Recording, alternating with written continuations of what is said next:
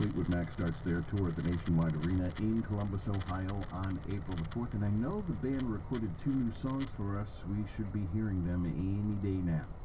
Dan Neer handling the lead vocals today on Classic Rewind. We got U2 on deck. They're working on a new record. They say it's going to be out before year's end.